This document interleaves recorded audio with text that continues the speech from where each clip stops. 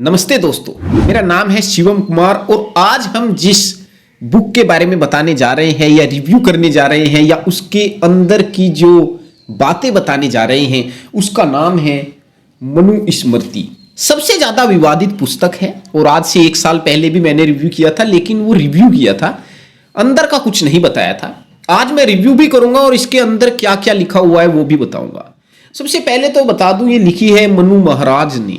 पांडुलिपि जो मिलती है वो मनु महाराज की मिलती है, लेकिन ये मनुस्मृति है चौखंबा पब्लिकेशन की, जो प्रमाणिक पब्लिकेशन माना जाता है और पंडित रामेश्वरम भट्ट इसके अनुवादक हैं। श्लोक सभी मनुस्मृति में सेम टू सेम है, बस बात है अनुवाद करने की और इनका अनुवाद सटीक माना जाता है। अब हम बात करेंगे इसके अंदर आखिर है क्या। इसके अंदर एक तो सबसे ज्यादा प्रचलित है कि इसमें शूद्रों की बहुत ज्यादा निंदा है। हाँ, ये सच है, इसमें बहुत ज्यादा निंदा है।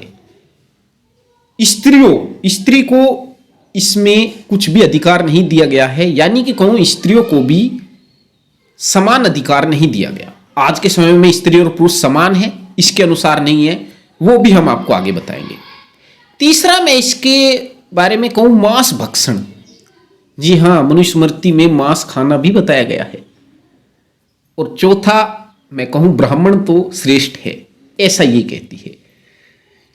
तो बहुत विवादित पुस्तक है और क्या है क्या नहीं वो तो आप ही तय करेंगे जब मैं इसे अंदर से आपको बताऊंगा पढ़कर कितना सच है कितना झूठ है। जो लोग आजकल आप देख रहे होंगे वीडियो बनती है, काफी नेता भी बोलते हैं इसके ऊपर मनुस्मृति में ये लिखा है वो लिखा है, लेकिन लोग विश्वास नहीं करते क्योंकि प्रमाण तो है नहीं, पुस्तक तो वो दिखाते नहीं है। वो बोलेंगे वहां पुस्तक दिखाएगा भी कौन, पुस्तक दिखाए भी क्यों, वो तो ऐसे ही बताते हैं, जो उन्होंने पढ़ रखा है वहां पे बता दिया। लेकिन आज मैं आपको बताऊंगा भी और पढ़ के दिखाऊंगा, श्लोक नंबर संख्या सब कुछ दिखाऊंगा, फिर आपको तय करना है कि करना क्या है। चले चलते हैं क्या लिखा हुआ है इसमें। ये यहां पर देखे लिखा हुआ है मनुस्मृति पंडित रामेश्वरम भट्ट, और आगे देखिए पंडित रामेश्वरम भट्ट है, चौखंबा संस्कृत प्रतिष्ठान से ये छपती है। इसका जो मूल्य है 100 रुपये है, लेकिन 1993 में इसका मूल्य 100 रुपये था। आज ये थोड़ी महंगी मिलेगी आपको, लेकिन मिल जाएगी, चौखंबा की वेबसाइट पे मिल जाएगी। आगे आप ये देख रहे होंगे, देखिए कोई भी पुस्तक हो, पुस्तक कोई भी हो, उसमें आपको विषय सूची तो मिलेगी ही। तो ये इसकी हो गई है विषय सूची। आगे अब हम चलते हैं इसमें क्या लिखा हुआ है। इसके अंधविश्वास पर हम चर्चा करेंगे, डिटेल में चर्चा करेंगे। पर कुछ अध्याय जो मैंने इसमें बताए हैं, पूरा अगर मैं इसके अंदर सारे श्लोकों को बताने लग जाऊं तो मैं कहता हूं पूरा दिन लग जाएगा, 8-10 घंटे की वीडियो हो जाएगी, तब जाके कहीं खत्म होगी। तो मुख्य मुख्य श्लोक आपको इसके बताऊंगा मैं, ठीक है। सबसे आते हैं, मैं अब आपको बताऊंगा अध्याय नंबर और श्लोक नंबर। तो अध्याय है पहला, श्लोक है 19वां। क्या कहता है ये, नहीं श्लोक है 91, 91। क्या कहता है 91वें श्लोक, कि प्रभु ने शूद्र का एक ही कर्म कहा है कि वह इन चारों वर्णों की निष्कपट होकर वर्षा करे, वो सेवा करे। किन वर्णों की बात हो रही है, ब्राह्मण क्षत्रिय और वैश्य। जैसे यहां पर ब्राह्मण का काम तो पढ़ना पढ़ाना है और इसका काम प्रजा की रक्षा करना है, क्षत्रिय का काम और वैश्य का काम पशु की रक्षा करना, दान देना, यज्ञ करना आदि है। तो यहां पर शूद्र को सेवा करना ही बताया गया है।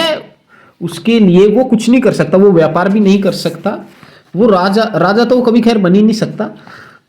आगे देखते हैं ये क्या कहती है, पहले अध्याय का 100वां श्लोक। क्या कहता है, जो कुछ पृथ्वी पर धन है वह सब ब्राह्मण का है। ब्राह्मण क्योंकि ब्रह्मा से मुख से हुआ है, उत्पत्ति के कारण श्रेष्ठ होने से यह सब ब्राह्मण का है। क्यों है भाई ब्राह्मण का, तो सीधी सी बात यहां पे ये दिखा रही है कि मनु जो महाराज थे वो ब्राह्मण थे, अपने पक्ष को मजबूत बनाने के लिए, अपनी जाति को मजबूत बनाने के लिए उन्होंने इसे लिखा है।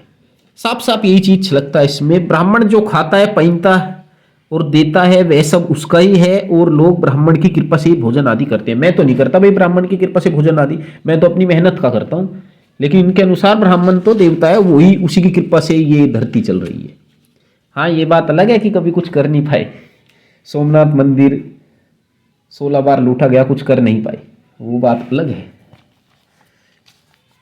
ठीक है। दूसरा अध्याय का 31वां श्लोक। मैं एक बात और कहता हूं, शुरू में ही जोड़ देता हूं कि भगत सिंह ने कहा था कि हम अंधविश्वास और पाखंड में फंसे हुए हैं और अंग्रेजों ने हमें गुलाम इसलिए नहीं बनाया कि उनका ईश्वर हमसे ज्यादा ताकतवर है, कि वो, क्योंकि भारत तो सबसे ज्यादा जो है पूजा पाठ को मानता है, ब्राह्मण सबसे ज्यादा पूजा पाठ को मानते हैं और अपने आप को श्रेष्ठ बताते हैं, तो ये क्यों हमारे देश को आजाद नहीं करा सकते अपने ईश्वर को बोलकर। असल में बात यह है कि ईश्वर मदद नहीं करता, उनका ये कहना था। खैर, वो उनकी पुस्तक है मैं नास्तिक क्यों हूं उसमें है, और ये पुस्तक भी ऐसे ही कुछ दिखाती है कि ब्राह्मण श्रेष्ठ है, सब कुछ ब्राह्मण ही है, पर ये कुछ कर नहीं पाए। जब भी भारत देश पर संकट आया है, ये खुद कुछ नहीं कर पाए ब्राह्मण, ना ही अपने किसी नहीं, ना ही भगवान के जरिए कुछ करवा पाए कि ऐसा करने से ऐसा हो जाता है, ऐसा करने से ये हो जाता है, ये पूजा करने से वो हो जाता है, कभी कुछ कर नहीं पाए। जानता हूं कुछ ब्राह्मण भाई हमारी इस वीडियो को देख रहे होंगे, लेकिन मैंने देखा है ब्राह्मण भी तर्कवादी होते हैं, वो गलत को गलत और सही को सही भी कहते हैं, तो मैं उनका सम्मान करता हूं उन ब्राह्मणों का जो गलत को गलत और सही को सही कहते हैं। ये नहीं कि पुरानी परंपरा या पुरानी पुस्तकों में जो लिखा है हम तो वही मानेंगे, वो मानोगे तो उनसे तो हम दूर ही रहते हैं। अब यहां पे देखिए, इसका जवाब दीजिए। दूसरे अध्याय का 31वां श्लोक क्या कहता है ये, कि ब्राह्मण का नाम मंगलयुक्त, क्षत्रिय का नाम बलयुक्त और वैश्य का धनयुक्त और शूद्र का निंदायुक्त होना चाहिए। क्यों भाई? ये कहते हैं जब नामकरण संस्कार होता है तो शूद्र का नाम निंदायुक्त होना चाहिए। क्यों होना चाहिए निंदायुक्त? भाई उसकी मर्जी है, वो कैसे भी रखे, लेकिन लोग नहीं, हमारा मनुस्मृति बहुत पवित्र है। लेकिन कुछ लोग कहते हैं कि संविधान से बढ़ के मनुस्मृति, अब देख लो कितना बढ़ के है भाई। संविधान आजादी देता है। ब्राह्मण का शर्मायुक्त, राजा का रक्षायुक्त, वैश्य का पुष्ट यानी गुप्तयुक्त और शूद्र का दासयुक्त होना चाहिए। देख लो भाई, समान अधिकार देख लो, ये अधिकार है। निंदायुक्त नाम रखो। चलो अब आगे देखते हैं, अब चलते हैं 5वें अध्याय पर। जैसा कि मैंने वीडियो में बोला है, शुरू में ही बोला है, क्या बोला है कि मनुस्मृति में मांस भक्षण को बढ़ावा दिया गया है और पहले लोग भी मांस भक्षण करते थे।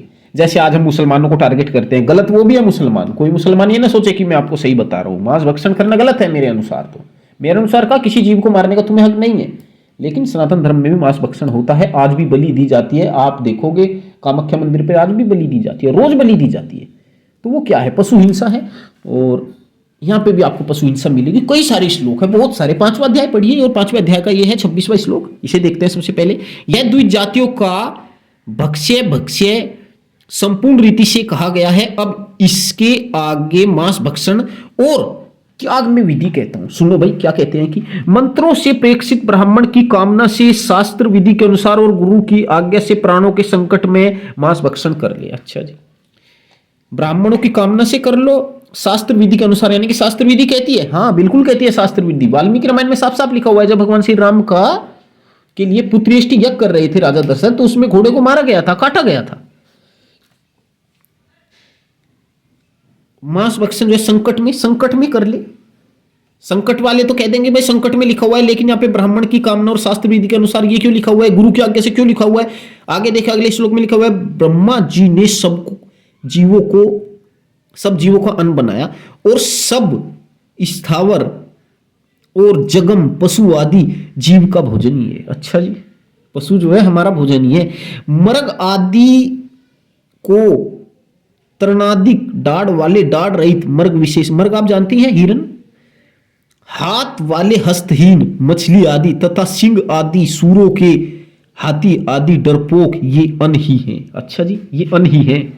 देख लो भाई, आगे देखो, ये कह रही है कि खाने वाला मनुष्य जो खाने योग्य प्राणियों को नित्य प्रति भी खाए तो दूषित नहीं होता, क्योंकि खाने के पदार्थों और खाने वाले सब प्राणी ब्रह्मा जी ने ही रचे हैं। अरे वाह जी वाह, बहुत बढ़िया, कितना पवित्र ग्रंथ है भाई, कितनी तारीफ करें इसकी। पशु हिंसा सिखा रहा है ये कहते हैं कि शास्त्र विधि से करे तो वो हिंसा नहीं है। हाँ, पहले राजा महाराजा मारते ही थे हिरणों को और मारकर खाते थे, गलत नहीं था वो। यज्ञ के लिए मांस खाना देव विधि कही गई है। अच्छा जी, यज्ञ के लिए मांस खा सकते हैं। और हाँ, मैंने बता ही दिया, वाल्मीकि रामायण में भी लिखा हुआ है, यज्ञ के लिए तो मांस खाया ही जाता था, घोड़े को काटा जाता था, अश्वमेध यज्ञ होता था।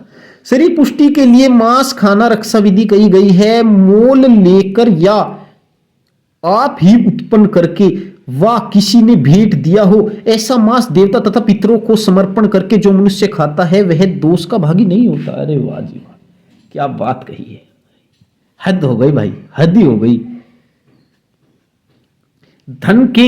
लिए मर्ग मारने वालों को वैसा पाप नहीं होता जैसा वृथा मांस खाने वालों को मरने के अनंतर होता है। जो मनुष्य श्राद्ध और मधुपर्क में नियुक्त हुआ मांस नहीं खाता है वह मनुष्य मरकर 21 जन्म तक पशु बनता है। मतलब कि मांस खाना चाहिए, जो श्राद्ध में मधुपर्क में नियुक्त होता है वो मांस खाना चाहिए, अगर नहीं खाते तो 21 जन्मों तक पशु बनते हैं। इतनी अच्छी बात कह रही है ये मनुस्मृति, धर्मयुक्त है ना।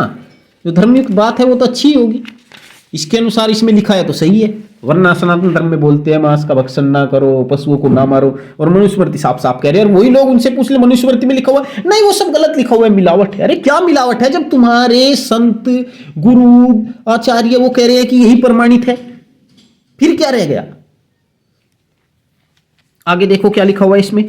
यह है 5वें अध्याय का 103वां श्लोक। क्या कह रहा है ये, जाति वाले या बेजाति वाले मुर्दे के पीछे इच्छापूर्वक जाकर मनुष्य वस्त्र सहित स्नान, अग्नि का स्पर्श और घृत को चाटकर शुद्ध होता है। आगे क्या कह रहा है, अपनी जाति के होने वाले ब्राह्मण के शव को शूद्र से न उठवा लिया जाए। अच्छा, क्या हो जाएगा, क्योंकि शूद्र के छूने से दूषित वह शरीर की आहुति स्वर्ग की देने वाली नहीं होती, अर्थात मृतक को स्वर्ग में नहीं पहुंचाती, हाँ नरक में पहुंचा देगी वो। क्योंकि अगर किसी ब्राह्मण के शव को कोई मरा हुआ है उसकी अर्थी को हाथ लगा दिया, कंधा दे दिया, तो वो जो ब्राह्मण मर गया है वो नरक में चला जाएगा। अच्छा जी, है कुछ इस बात के सर पांव। मैं कहता हूं अगर ब्राह्मण इतने पवित्र है तो जो अशुद्ध व्यक्ति, अगर तुम शूद्र को कह रहे हो तो उसके छूने से तुम अशुद्ध क्यों होते हो। सच तो ये है कि होना तो ये चाहिए था कि उसके वो अगर तुम्हें छूले तो वो भी पवित्र हो जाए, लेकिन ये उल्टा क्यों हो रहा है। बना रखे हैं अपने लिए ये धर्म कर्म, अपने फायदे के लिए, भविष्य में पैसा कमाने के लिए। पैसा ही कमाए करके तो खाना बस की है नहीं, यज्ञ काम कर्म कांड से ही पैसा कमाया है, करके तो खाते नहीं हो। उन लोगों के लिए कह रहा हूं, जो मैं उन्हें नहीं कह रहा जो ब्राह्मण भाई जॉब करते हैं या करके खाते हैं या अपना बिजनेस करते हैं, उन्हें नहीं कह रहा हूं। उन्हें कह रहा हूं जो आज भी इसी के भरोसे चल रहे हैं। और मैं उन लोगों को भी कह रहा हूं जो अंधभक्त, जो हमारे ये तो शूद्र कहते हैं पर आज के समय में एससी या ओबीसी भाई है जो इसकी तरफदारी करते हैं। देख लो क्या लिखा हुआ है तुम्हारे बारे में। अब स्त्री के बारे में जो स्त्रियां मनुस्मृति की तारीफ करती है वो भी देख लो क्या लिखा हुआ है, कितनी अच्छी बात लिख रखी है स्त्रियों के बारे में। ये है 148वां श्लोक 5वें अध्याय का। क्या कह रही है कि बाल्यावस्था में स्त्री पिता के वश में रहे, यौवन अवस्था में पति के वश में रहे और पति के मरने के पीछे पुत्र के वश में रहे, पर स्वतंत्र नहीं रहे। क्यों न रहे स्वतंत्र, यानी कि मनुस्मृति स्वतंत्रता का अधिकार नहीं देती, पढ़ने का भी अधिकार नहीं देती। सच बताऊं तो सनातन धर्म में स्त्रियों को पढ़ने का अधिकार नहीं मिला, कभी नहीं मिला, ना ही मुस्लिम धर्म में मिला। स्त्रियों को अधिकार दिया ही नहीं धर्म ने। लेकिन स्त्री आज भी सबसे ज्यादा अंधभक्त है, धर्म के पीछे दौड़ती है। और जितना गलत इनके साथ हुआ स्त्रियों के साथ, इतना किसी के साथ नहीं हुआ। धर्म ने सबसे ज्यादा स्त्रियों का पतन किया है। सती प्रथा जैसी घटिया प्रथा, कुप्रथा चला दी, उसका भी बताऊंगा एक दिन, गरुड़ पुराण में है उसके बारे में।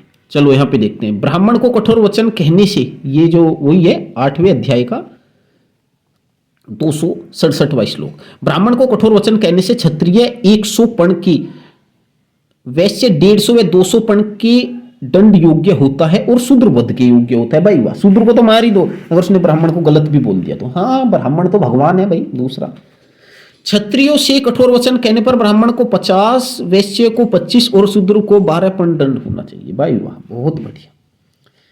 क्षत्रियों पे ज्यादा दंड नहीं है, लेकिन ब्राह्मण को, अरे वो तो देवता है भाई, उसके लिए तो ऐसा ही होगा। अब कुछ लोग कह रहे होंगे आप ज्यादा बोल रहे हैं, मुझे बहुत गुस्सा आता है। ब्राह्मणों ने जितना अंधविश्वास पुराने लोगों ने या इस मनुस्मृति ने जितना अंधविश्वास फैलाया, इतना कहीं नहीं है। और गुलाम है लोग आज भी इनके। मैं कहता हूं इस गुलामी से बाहर निकलो। एक बार भगत सिंह की भी पुस्तक पढ़ो, मैं नास्तिक क्यों हूं, आंखें खुल जाएगी। अरे बहुत सारी पुस्तक है इस तरह की। शूद्र यदि द्विज से कठोर वचन कहे तो उसे जीवा छेदन कर देना चाहिए। अच्छा, क्योंकि वह अधम पैरों से उत्पन्न है। अरे भाई, पैरों से उत्पन्न का क्या मतलब है कि पैरों से उत्पन्न है? पैरों से उत्पन्न कौन होता है? मूर्ख है वो जो व्यक्ति जो ये कह देता है कि हाँ पैरों से उत्पन्न होता है, क्षत्रिय मुंह से उत्पन्न होता है। नहीं, ब्राह्मण मुंह से उत्पन्न होता है, क्षत्रिय हाथ से उत्पन्न होता है, वैश्य पेट से उत्पन्न होता है। अरे भाई, तुम मूर्ख हो क्या? यहां से होती है क्या संतान उत्पत्ति? कौन व्यक्ति है जो इन पे विश्वास कर लेता है? बहुत है अंधभक्त, अंधविश्वासी।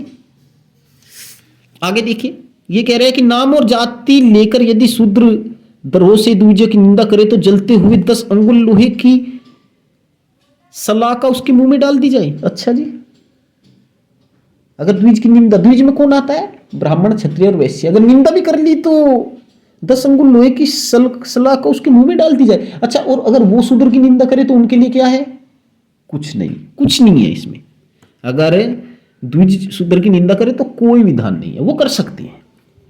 आगे देखते हैं, यदि शूद्र अभिमान से द्विज जातियों को धर्म का उपदेश करे तो राजा उसके मुख और कानों में तपाया हुआ तेल डाल दे। भाई वाह, बहुत बढ़िया, बहुत बढ़िया।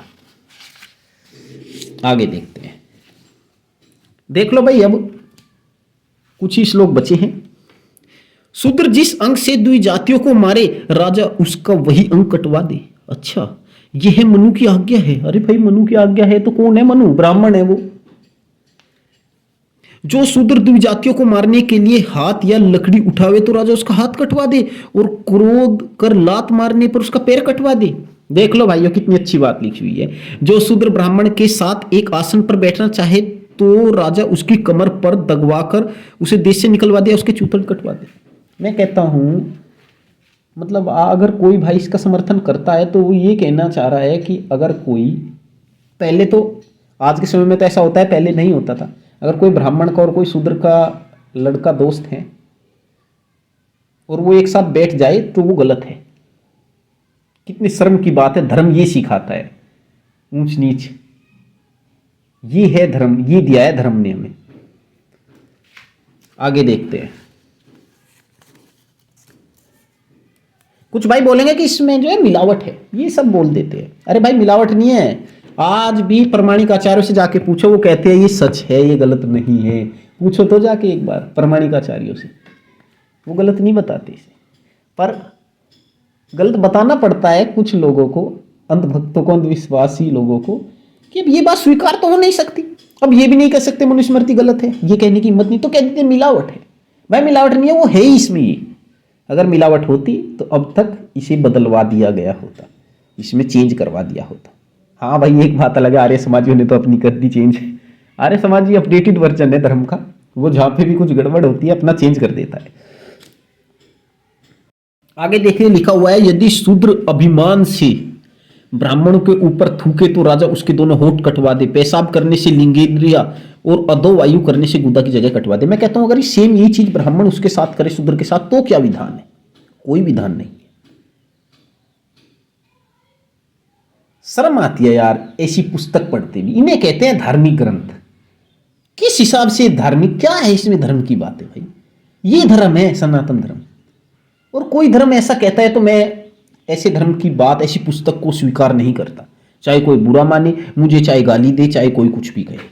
आगे देखते हैं, जो शूद्र अभिमान से ब्राह्मण के केश, चरण, दाढ़ी, ग्रीवा, वर्षण पकड़े तो राजा बिना विचारे उस शूद्र के हाथ कटवा दे। ठीक है दोस्तों, अब मैंने इसके पहले, दूसरे, 5वें और 8वें अध्याय में से जो जो बताया है, संपूर्ण तो नहीं बताया लेकिन बहुत कुछ मैंने बता दिया है। जाहिर है आपकी आंखें खुल गई होगी। कुछ जो अंधभक्त हैं, वो भी बोल देता हूं, जो अंधभक्त मेरे भाई हैं, उन्हें लग रहा होगा कि ये नकली है, असली वाली नहीं है। वो इससे ज्यादा कुछ बोल भी नहीं सकते, क्योंकि सत्य को स्वीकार करना बहुत मुश्किल है। मैंने जब 1 साल पहले रिव्यू किया था, मैंने कहा था कि बाबा साहब भीमराव अंबेडकर ने इसकी बहुत बुराई की है, वो गलत है। लेकिन मैं कहता हूं आज कि वो सही थी। उन्होंने जो इसकी बुराई की है वो सही है, सही थी और सही रहेगी, क्योंकि यहाँ पर ना स्त्रियों को समान अधिकार है, ना मांस का भक्षण इसमें लिखा हुआ है, और शूद्रों को, यानी कि जो आज SC वर्ग, OBC वर्ग है, उसे भी समान अधिकार नहीं है, उसकी बहुत ज्यादा निंदा है, और मैं भी इसका विरोध करता हूं। आप लोग क्या कहते हैं? अपनी राय कमेंट बॉक्स में जरूर दीजिए। सभी को अपनी राय रखने का अधिकार है, बस शब्दों की मर्यादा रखिए। जो भाई उल्टा सीधा कमेंट करेगा उसका कमेंट ऑटोमेटिक डिलीट हो जाएगा और वो इस चैनल से भी ऑटोमेटिक ब्लॉक हो जाएगा। इसीलिए अपनी राय सभी भाई दीजिए, और मैं कहूंगा अंधविश्वास और पाखंड से जल्दी दूर हो जाइए। अंधविश्वास से दूर हो जाना आगे बढ़ना है और अंधविश्वास में फंसना, पीछे को चलना है। धन्यवाद।